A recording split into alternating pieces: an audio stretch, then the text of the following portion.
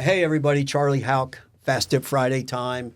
Hey, look, this is a topic that I think a lot of people in the consulting business don't want to talk about because it sounds like we're disparaging a human being. And I want to make sure that's not what we're trying to do. We're trying to talk about the opportunity, not the person.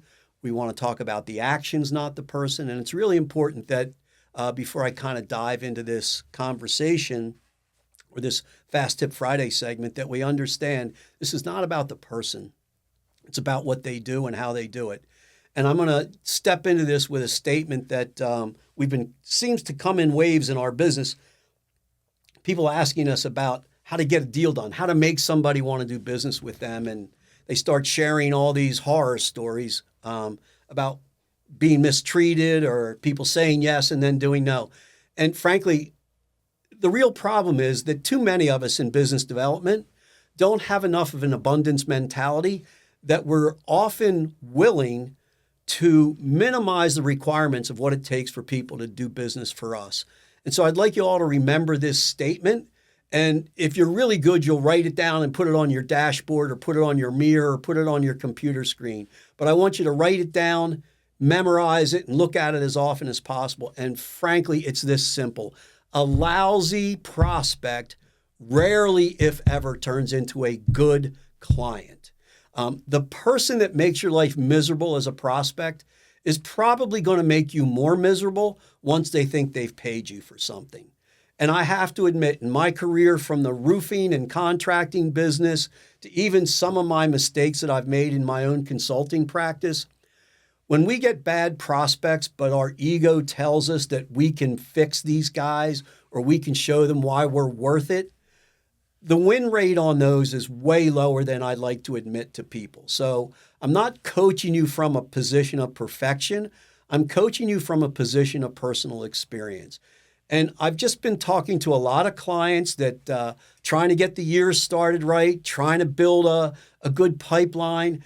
And too many times they're telling us these stories of people that agree to say yes and never show up, that cancel appointments, that don't have checks when they're supposed to have checks, that tell them they're going to give them orders for $15,000 and the orders for $2,000, but they want the same bulk pricing.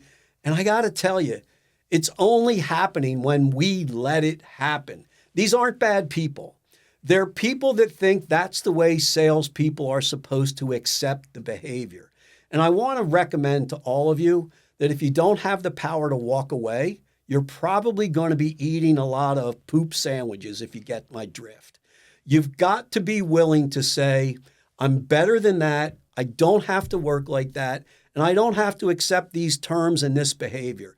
It may be a nice person who thinks lowly of business development people, the professional that you are, that becomes your biggest problem. And where it really happens is inside our head and our hearts, where our ego says, but I can do it. I can control this person. I can get what I want out of it and make them do what I want. I'm sorry. I've lived this lesson too many times, whether it was me personally or in coaching my clients, and I'll repeat it and let you go. A lousy prospect never turns into a good customer or client.